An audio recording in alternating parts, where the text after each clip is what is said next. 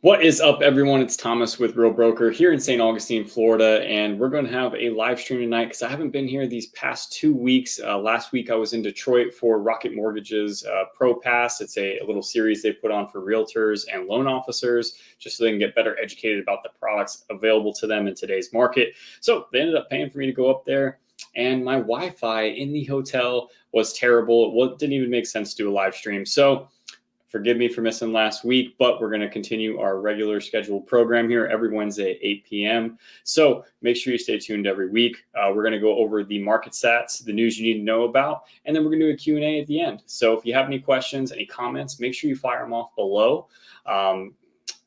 We have a couple good news stories here today. And as you guys know, the market is changing consistently every single day. And it's really important to stay on top of this just so you guys can make an educated decision. I'm going to pull up the market stats here real quick. Let me share my screen. And we're just going to take a look at the overall market of St. Johns County and in northeastern Florida as a whole. I always like to go from, once we stop with the market stats, I'm going to cover the news from a macro level, so a national level, to a micro level down here to St. Augustine. So we'll probably go national level, Florida level, then we're going to go right here to St. Augustine and what's going on in the local news here. So if we take a look at the MLS and what's in total, and you can even check back 3 weeks ago and look at the numbers here just so you can see that I'm not fudging anything here, guys. But we are up. We keep going up here, which I expect us to keep seeing more listings hitting the market here as we go into the winter months. Now, of course, that also is we're going to see more listings because more and more people are getting pushed off the fence because the rapid rise in interest rates that we've seen this past month. If you're not staying tuned, a lot of interest rates are in the high 7s. A lot of people are getting quotes in the 8s. So it's not necessarily a good thing for the housing market nationally, but we'll of course stay on top of it here locally because we still do have less inventory than we should, but it is growing. And as we go into the winter months, I expect that number to grow. And I also expect some type of price decline because there has to be some type of give for the buyer with an 8% interest rate.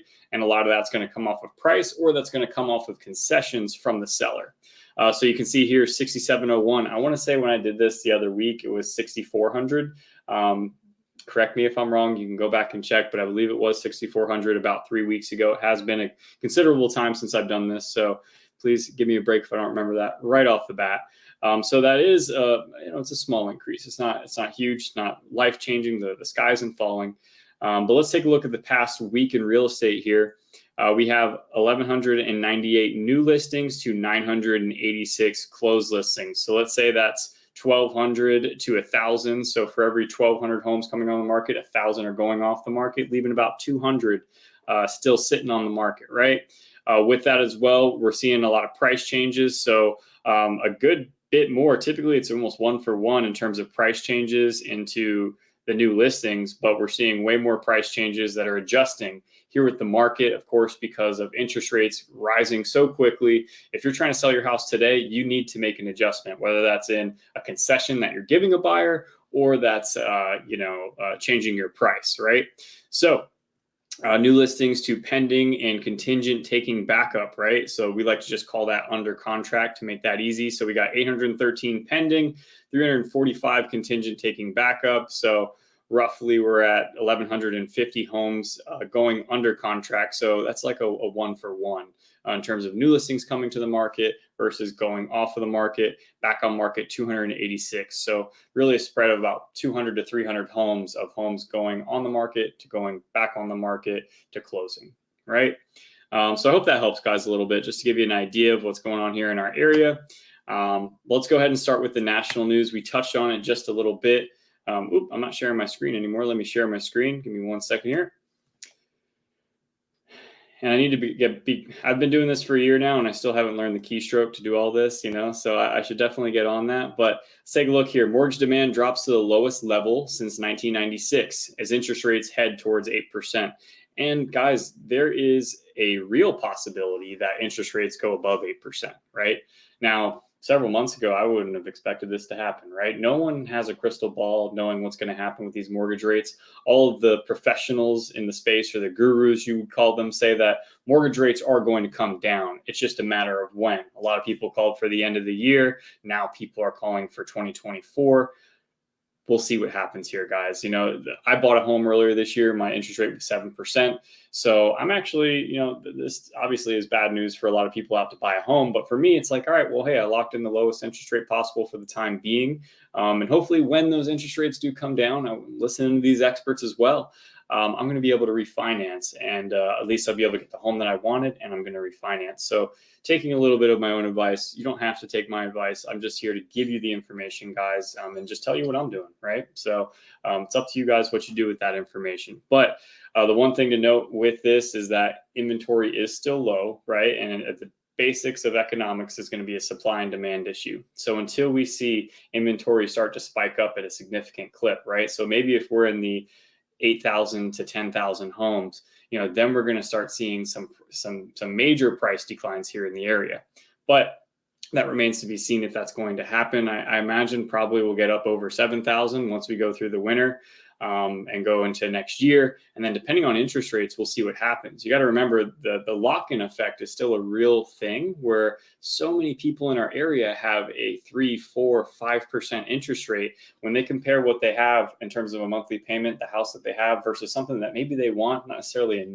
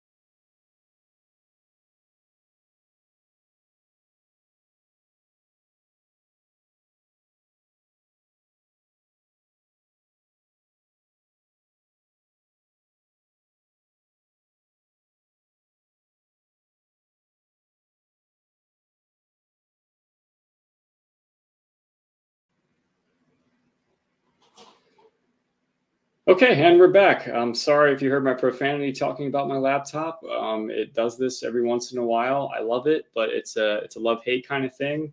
Windows 11 almost met Tom's office window. But let's continue on this journey we got here, guys. Kind of threw me off my rhythm there a little bit. You know what was happening is I was just speaking too much heat, and my computer overheated and it turned off. So yeah, a lot of people still have a lower interest rate on their mortgage on their house right now. So they're comparing it to a 7-8% interest rate, and it's like, yeah, I'm not going anywhere. I'm staying right here. And I can't, you know, really argue with that, because that is amazing compared to what's going on here today. Also, prices could be a little bit higher than what they were. If you bought a home in 2020 or 2021, it's not that long ago. It's only a couple of years ago. I mean, we've seen 12% year-over-year increases since 2018 here in St. Augustine, Florida. So that's a pretty staggering amount of money that people have in their home. So maybe if they could sell it and buy something smaller, they might consider a move. But they're looking like, hey, prices were here and now they're up here, and interest rate is also up here too. When I have my interest rate down here, you're not going anywhere. So until we start to figure out where we're going to get this inventory from, right? And hopefully new home builders are going to start bringing some homes to the market. They're also still doing pretty well, considering that they're buying down all these interest rates. They have a lot of wiggle room. They don't want to mess with price too much, right? But they'll pay $20,000 to buy down your interest rate from a 7 to a 5, right? And that's pretty amazing in today's market, especially when you get a new construction home too. You don't have to worry about everything, and warranties are under there as well. So let me go on to the next news story, guys. I wasn't planning on that section being that long, but you know what? Such is life. All right. So this is something that I wasn't really too aware about, and I'm going to dive more into the news stories here, though.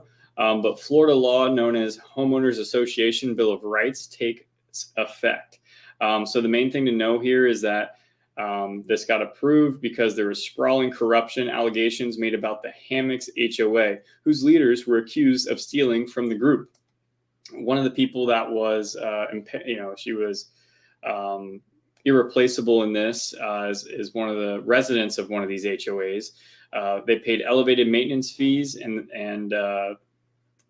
the HOA ended up using all of the money and paying contractors to be able to pay themselves, right? So they have a couple new laws in place. They have all of them right here. I'm not going to read them all for you guys, but it's to hold these HOA communities more accountable. And if you've lived in an HOA, there are definitely some issues, especially when it comes to who's running the HOA. And I went to my HOA meeting for our townhome that we have over here, and I only went one time, and I couldn't believe how it was being run and the topics that were the biggest issue for them that they were talking about. I put in my 2 cents at the very end, and I was even getting snapped at by the HOA lady to kind of speed it up, which I couldn't even believe. I'm like, lady, you're a resident here. You have no, you're on the HOA, big deal. But she was a real Karen about it. Not exactly gives you the warm and fuzzies when you walk into your first HOA meeting and you don't see, professionals that know what they're doing running the board. But it's pretty much a volunteer position. People are like, hey, I'll do it because it's fucked up. And that's what I would do if I was going to continue living there. But really, it's kind of crazy that there's not actual professionals that run homeowners associations that are contracted out, opposed to just being like, hey, you got some extra time this month. We'd love to have you on the board and have some conversations. Like we talked about irrigation, right? And we were switching irrigation companies from one to another. Typically, when they do that, they have a handoff. So this irrigation company tells this irrigation company what they've done and what's happened, what's been paid for, all that kind of stuff. And we were working through some issues with our irrigation with the old contractor, and things weren't getting done, but money was being paid to them, right? So then they were like, well, how do we make sure that the new contractor takes care of it? And like, no one brought up anything like substantial. And I was like, guys, why don't we just pay a third party inspector, have him come in and then give the list of things that need to be done to the new landscaping company. And like the lights went on. Like I'm not breaking ground here on anything. It's pretty simple things, right? Like, but how did no one think of that? I don't know. Either way, let's go on to the next news story here, guys. Sorry, I'm ranting tonight. I wanted to make this one a short one, but I'm gonna rant. Either way, let's go. This one, today and all over Florida, Canadian wildfire smoke invades Florida, choking skies with smoke, unhealthy air quality. Now, that's something that I really haven't seen here in Florida. There's heat advisories, there's hurricane watches, but the Canada wildfires have totally destroyed our air quality here in northeastern Florida. It is definitely hazy. It's not as bad as like what you saw in New York or anything, but you're looking a mile down the road, it is a little hazy. And the first thing I thought of is like, man, is Canada still on fire? This is crazy. It's been months and months and months now. And I Googled it and it is still on fire. So either way, it's not a good thing for Canada, but, get your shit together, guys. It's now you're affecting Florida. You're affecting New York before, now you're affecting Florida. It's kind of crazy how that weather system works. But it's here for now, guys. I'll let you know what happens next week. Maybe it goes away. All right, so let's hop on to the next news story here, guys. That was kind of a light one. We'll toss up there. Here's another toss up, though. St. Augustine is a finalist for Great Places in Florida award. I could have told you that. The award program focuses on unique, memorable places that work for the good of their community and attract people to visit them. And that's honestly the truth. St. Augustine's a great little spot to live, good sense of community. The one big thing I love is that it's a small town, but it still has a lot of things going on for it, whether it's the dining or entertainment scene. There's also a lot to do here in the area, but the biggest thing is going to be the community. And I say this a lot, but like I pretty much run into someone every time I go out. I went to the gym today and I ran into someone who watches my YouTube channel and says like, hey, thanks so much. So his name's Omar.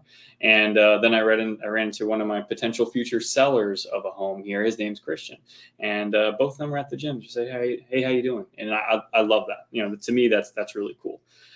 So either way, it does make Great Places in Florida award, but like I covered if you followed this 3 weeks ago, I covered that the city of St. Augustine, the mayor of St. Augustine, Nancy Sykes-Klein, I believe, put forward a bill to regulate bars after 12 a.m. so that they can't sell alcohol after 12 a.m. because it's disturbing local residents, right? And I mean, that's honestly, it's BS. Like, it's just a money grab. So you can pay more money so you can sell alcohol after 12 a.m. To me, it's BS. But either way, that it pretty much got overturned or postponed it got suspended to a later date for them to figure out what to do. And it pretty much came down to like, hey, there's noise ordinances, and none of these noise ordinances have been filed on any of these bars here. So like, if we're going to worry about one thing about the noise, then maybe we just worry about these noise ordinances before we add another ordinance on there that's going to regulate bars and cost them more money. It doesn't make a lot of sense, but I've been following it pretty closely. I'm actually going to have the owner of No Name Bar on the pod. We're going to do an interview, talk about kind of the battle between the government of St. Augustine, really the old guard of St. Augustine, and the new guard, the business owners, the people that are coming in and making St. Augustine one of the great places in Florida to visit. So I'm really excited about that one, actually. So stay tuned for that. I'll have that up here shortly. Let me see here. Look at this. Guys, if you're looking to buy a house in Orlando, check out this guy right here, Romario. He's the man. Of course, he's a big fan of St. Augustine because it's way better than Orlando. But he's stuck out there. So make sure, if you're looking to buy, anyone looking to buy, he's got a great YouTube channel. So reach out to him directly. But if you're looking to St. Augustine, reach out to me directly. Make sure you take care of your boy here. So let me go ahead and get back into it. Romario, appreciate you being here, brother. Talk to you soon. Let's go back into it. All right, so this is a simple one here. October marks the end of toll booth season for St. Johns County beaches. You still can access the beach. It's just going to be free, right? So if you're driving on the beach, it's going to cost you $5-10, depending on what beach you're at. You can also buy a beach pass from the county for $50 for the entire year. But at the end of October, you can go ahead and just drive on. I think it does open and close at sunset or sunrise and dusk. So there is kind of a limitation on that, but you're not getting charged for it. So that's a pretty nice thing. All right, guys, we got 2 more news stories, and this one's actually an important one, and I can't even believe this. I'm going to save you guys the minute or so of watching this video, but St. Johns County government hacked for $1 million, and they recovered $650,000 of it. Now, please do me a favor and go watch this video after, because it almost seems like it's like what you tell your grandparents, like not to open emails and not respond to like the Prince of Nigeria. That's pretty much from what this news story said, the government did of St. Johns County. So someone sent them an email. They were pretending to be a certain builder and said, hey, we have these 2 invoices that you need to pay. So they were pretending to be that certain builder. They gave them a new account number. The county never checked. And then they go ahead and charge, they got $1 million out of St. Johns County without even checking the account number. So to me, that is like, that's just amazing that there's no checks and balances in that system to where $1 million. Now, of course, they recovered 650, so that's good. But there's still $350,000 that's not accounted for, and they don't know who did it just yet. So it's pretty scary. We're living in this world where stuff like this can happen. $1 million is a good chunk of money for the county to just lose, and then we hear about our government losing money left and right. And then, let's not talk about that. We'll get into that later. All right, guys, I got one more news story here. And this actually was an event that was a major turnout for the city of St. Augustine. As I've talked about before, since the pandemic, there really was no slowdown in tourism. Really, you could say like summer's the peak, and then it dies off right after summer. August, September is typically the slowest. Then October, November, December, it starts to pack back up because we have Night of Lights. A lot of snowbirds come down, a lot of vacations for winter break. And then it goes down again to March, right? And then March comes up, spring break time. Then from March through summer, it gets busy again. Since the pandemic, it's been straight. Everything, it's not been slow. Everything's been busy. This year, we're definitely seeing some seasonality come back to our area, which is fantastic, right? Us locals get a little bit of a break. So September is typically the slowest month where hotels see a 60% decrease in occupancy rates, right? So that's a huge decrease. But because of this festival here, we got a big boost this past month. So this is something that I attended. I was there firsthand, and it was amazing. I was super concerned about it, and I brought up my concerns on the live streams, I think. But St. Augustine's Sing Out Loud Festival had a record-breaking turnout, right? And it says that it was a 2-day event with an astounding 32,000 people. I'm going to say that's between both days. That definitely is not for one single day. There was 32,000 people consecutively each day. I just can't see that. You know, it was in Francis Field. It's a small area. It's not that big, but they really did a fantastic job. I've been to a couple music festivals myself. Typically, I'm camping at these festivals. There's no camping here. I actually walked here from my house, but they had the Black Keys, they had Mumford & Sons, and a whole bunch of other bands. A lot of them I didn't really know, to be honest, throughout the 2-day stretch. And the first day definitely came with some issues. You know, some people were waiting in line for 2-3 hours. I got in early. I saw the Black Keys and I had a great time. So I don't know what they're talking about, but apparently the second day they adjusted to all the problems they had the first day and made everything run super smooth. They had air conditioned tents for you to hang out in, just, you know, if you got a little hot, but the weather was honestly perfect. But to have this big of an event, and they do this every single year, this just so happens to be one of the largest events that they've done and had such big headliners. So this was a ticketed event and it was pricey, but 32,000 people over the weekend for St. Augustine. That's a big win in the middle of slow season, right? September is locals month here. So, you know, slow season is just us locals being here and getting to enjoy the town for a little bit.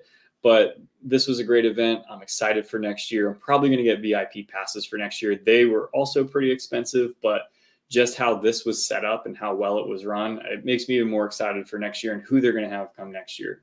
For me, it's going to be hard to top because the Black Keys are like one of my favorite bands.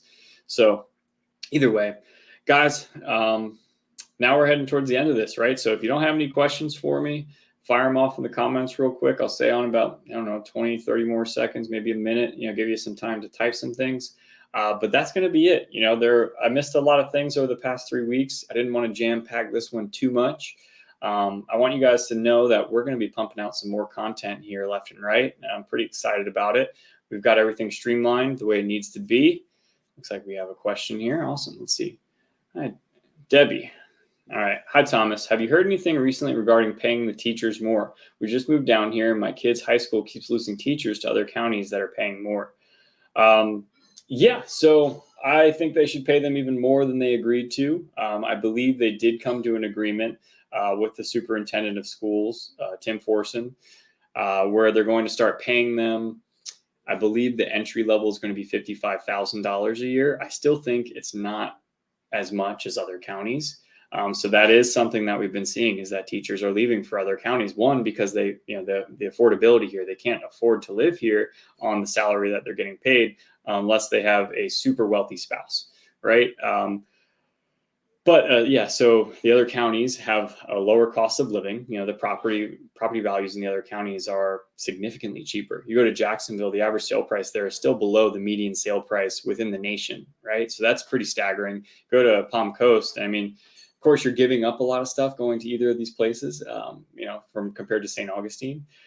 But you go to Palm Coast and it's the same thing. I mean, you can get a 3-bedroom, 2-bath house with a pool for like $450, you know, in St. Johns County. I mean, you're probably not getting anywhere near that, or around $6, let's be honest.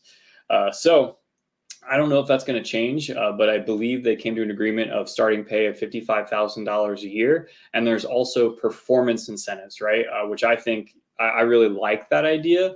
How well that's going to be monitored and what incentives are going to be given out. Like, is it going to be too strict or not strict? There has to be like a governing body for that, I think, because I think it's more effective and effective, right? So if you're more effective, I think they give you a bonus of $2,200, which is a slap in the face. That's stupid. $2,200 is not enough for a bonus, right? Maybe make it 10% of their salary. I think that would be a nice bonus. Hey, you know, or 20%. I don't know.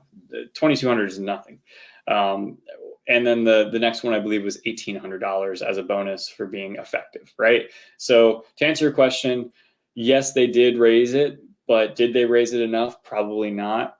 I think this problem right here, we're going to see some changes here in St. Johns County. We're touted as being one of the best school districts in the state, right? But we can't pay our teachers. That drives me nuts. Like, how can we be the best school district in the state, or one of the best, and the other surrounding counties that aren't even in that same running pay their teachers better? Doesn't make sense to me. But I'll stay on top of it, of course. I've been trying to get the superintendent, Tim Forson, to have a little podcast with me, but I don't got that kind of pull, guys. I'm trying, but if you know anyone that can get me that hookup within the school system, I've been emailing. I don't get anything back. So, all right, Love Nature, what's up? It's been a long time. Glad you're here. Sorry we missed the lives. Hope all is well. Oh, well, I appreciate you. Thank you so much. Let's see, Apollo. It's an awesome name. I hope that's your actual name, Apollo Andrade. I mean, that's a fantastic name. Where do you see the housing market values going in North St. Johns County in the next two hours? 2 years. It appears that the Park Group will develop a new master community north of Racetrack in US 1 Nocatee. Interesting. North of US 1 Nocatee. Well, if you know the name of the community, go ahead and fire it off below so I know which one you're talking about, because if it's north of Nocatee, then you'd be in Jacksonville. And US 1 runs south, like north and south. So just let me know what community that is. In terms of what's going to happen in the housing market in the next 2 years, that really remains to be seen. I mean, do I think we're going to see some price declines here in the next couple months? That's very, very possible. But at the same time, that's what I thought last year when interest rates went up to 7%, that we're going to see some price declines. And it didn't happen. We're still flat. We haven't really gone down at all. We went up during the summer, it peaked during summer, but we typically do have some seasonality, and then it flatlined. Now with interest rates going up towards 8%, we might see some changes in pricing. And that might just be for a short term, right? Because if interest rates then start to go down, let's say they go down to the 6% level, I think even now people will see 6% before was a death sentence to the market. Now 6% comparatively where we are, people are like, let's go, I'll buy a house, right? So I think once it gets into that 5-6 range, if it does, right, then our housing market's back on fire. We don't have the inventory for prices to make a huge adjustment, which is why I'm trying to stay on top of it every week here, just to give you guys an idea. Seasonality is starting to come back into effect, like I said, with tourism, but also with the housing market. And that's because of the large raise of interest rates over these past couple months. But we should see prices, typically during the winter, prices do decline a little bit, sales do decline. But then March and summer is when sales and pricing starts to peak, right? So the one thing in terms of this right here, which I think is really important, is that the housing crash that we're all expecting, it's maybe not the housing crash that we all want, right? I want to buy a house for $200,000 and live on the beach. Fantastic. I'd love that. Probably not going to happen, just being realistic. But the housing crash that's actually happened is in the amount of transactions, right? So I think in 2021, we did 6.5 million transactions nationally. And I think right now we're at about 4 million transactions for the entire year. So that's pretty staggering, a pretty huge change. Now, of course, we're talking 3% interest rates. We're talking a different price point altogether, but that's a huge drop off of transactions happening. And in turn, realtors getting paid, loan officers getting paid, that money that goes with that transaction. Typically they say it's somewhere between $60,000 and $90,000 per real estate transaction gets pumped back into the economy. 1.5 million of those aren't happening right now. Right. And that's pretty crazy. So if you compare actually where we are in terms of transactions versus the level of 2008, we're like, it might be like just slightly above, right? 2008 might just be right here, and 2023 is just right here.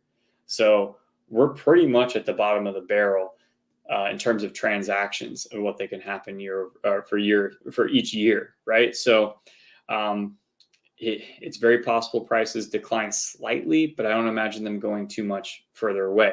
Now, I had this conversation with someone before as well. Just to tail end this, I'll finish my whole thought up here. I believe St. Johns County and St. Augustine, northeastern Florida in general, was undervalued for an extremely long time. I did the math the other day, and back in 2018, the average sale price here in St. Johns County was $327,000, right? $327,000 to live in the nation's oldest city with some, beautiful, beautiful views of the beach. You have intercoastal access. And that's the biggest thing. We're a coastal town, and you can buy a home for $250,000. Like, that's pretty crazy when you compare that to a lot of coastal towns, other places. So I believe that St. Johns County was historically undervalued. And then what happened during the pandemic, all of the smart buyers, right? The smart buyers, the people who have been in the market and I'm more or less talking about the baby boomer generation, maybe Generation X. They realize that interest rates are 3%. Like they're giving away money. If inflation is 3% year over year, then a 3% interest rate, they're giving away money. So all the people during the pandemic, that kind of forced their hand to do what they wanted to do. Like, hey, I'm moving to Florida because why not? I'm moving to St. Augustine because why not? I'm going to get a 3% interest rate on this house. And then we saw 2021 pricing, 2022 pricing, and now we're here at 2023. So I hope that was a good answer. I know I went all over the place there, Apollo. You got an awesome name. But let's see here. Next 2 years, okay, sorry, I'm just reading these as they come up here. So it's called Everrange, north of Nocatee on Duval side, smaller in scale. Park Group is running it. Thank you. Yeah, I'll have to check that out. I'm not familiar with Everrange. Must be pretty new, but I'll definitely look into that. I appreciate you bringing that to my attention. I'll write that down. I also do have a buddy who's running the Living in Jacksonville channel, runs a great channel as well. So I'll make sure that we collaborate on that. Maybe get out a video here for you guys. But the Park Group also runs Silverleaf. Silverleaf is a master plan community in St. Johns County. It's huge. I have a video on my channel. I think is Silverleaf the next Nocatee? And Nocatee, as you might know, is like the #1 master plan community, in the entire state of Florida. It's also won #1 community by niche.com several times. You'll see that plaster all over Nocatee. It's awesome. It's 26 square miles, about 12,000 homes. They're still building new construction in there. They got a water park in there, lazy river, zip line. It's crazy. They really have a lot over there. But Silverleaf is their competitor. That's being developed by the Park Group. And that's going to be 15,000 homes. Just judging on what they have built out now, I'm just going to say they're probably about, 2,000 to 3,000 homes through that. They've built a lot over these past couple of years, and I imagine that neighborhood's going to be it's going to be massive. There's going to be also a lot of shopping and retail in there eventually, but eventually that community will have 4 amenity centers too. There's no CDD, so that's for a lot of people that aren't a fan of CDD. That's a good place. So I'll check into Everrange. I appreciate your comment here, Apollo. Guys, if you have any questions, make sure you put them in the comments below. You guys fired off some questions right here at the end. I'll give you another 30 seconds. So if you do have any going, go ahead and fire them off in the below here. I've been watching Stranger Things, so the Upside Down. So I just messed that all up. So fire off the questions down below, and I'll do my best to answer them here, just like I did for our pal Apollo here, the coolest name in the world. If you have any questions, if you're looking to buy, sell, or invest here, if you just want to talk about what's going on here in the market, make sure you reach out to my link over here. You can go down to livingInStAugustine.com. I have a whole bunch of information on there, blogs, other videos. You can also sign up for our weekly newsletter so that you know what's going on here in St. Augustine every single week. Has a little bit more detailed information on there too. Let's see, Apollo's back in it. Let's go. All right, so FYI, I believe the Park Group is going to develop a very large community on Green Cove side. I'm sure they pulled out of that. Wonder if Green Cove Green Cove. Okay, I don't if it will be the next Nocatee. Green Cove Springs, that's something. Let me just share my screen here real quick. Green Cove Springs is extremely affordable when you're comparing it to St. Augustine, also to Jacksonville as well. And the one thing with Green Cove Springs is that it's in the way of progress, right? So let me pull this up here. And we talk about this before, being in the way of progress. And really what progress I'm talking about here is the First Coast Expressway. Now, this is a new highway that they're going to be building. It's going to be finished in 2029. So it does have a good bit it has a long road to go. Don't mind my pun. But okay, cool. Let's try this one more time. I just want you guys to see kind of what it is. Essentially, of course, they have all these things in pictures down here where you can check out. But I'm trying to find a graphic of the First Coast Expressway. I'll just use the map here. It'll just be easier. So essentially what the First Coast Expressway is supposed to be doing is connecting I-10 over here down through Middleburg, over through Green Cove Springs, probably just going to come just north of State Road 16, the bridge here, and into St. Johns County through Silverleaf to 95, right? So we're talking about a massive road. So I think this is actually part of it, 23 here. goes through Middleburg, then it goes out through here, goes through Green Cove Springs, and then right into St. Johns County, so that we're going to have like a 8-lane expressway going between everything. And that's so you can avoid Jacksonville, right? So if you don't need to go to the city, you can just take the First Coast Expressway and hit I-10 or hit I-95 South, if that makes more sense for your commute.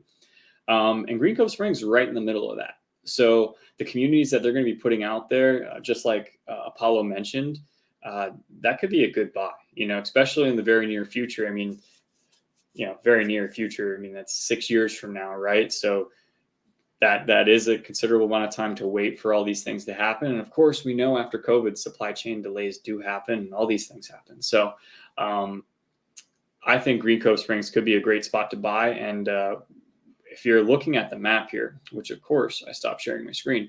If you're looking at the map here, give me 1 second. All right.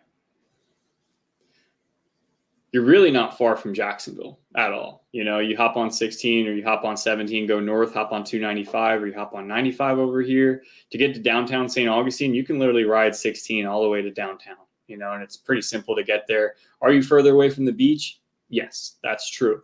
But in terms of being close to the St. Johns River, Jacksonville, St. Augustine, and also affordability, Green Cove Springs would be a great spot. And also it's got a cute little downtown. It's developing, I would say. It's not as cute as St. Augustine's got an amazing downtown. So that's not really a comparison. But I think as the future grows, so will that downtown in Green Cove Springs. But Apollo, you're the man tonight. I appreciate all your questions, all your feedback. Guys, I'm here every Wednesday at 8 p.m. We're going over the market stats, the local news that you need to know about if you're thinking about buying, selling, or investing here in Northeastern Florida. And we're also doing a Q&A, just like we did here. I will try to answer questions throughout the live, but I feel it's better to just kind of do it all at the end. So either way, guys, if you're watching it live, watching the replay, you have any additional questions, you can reach out to me directly. You can leave me a comment over here, and I'll get back to it as soon as I can. Until next Wednesday, guys, have a great one.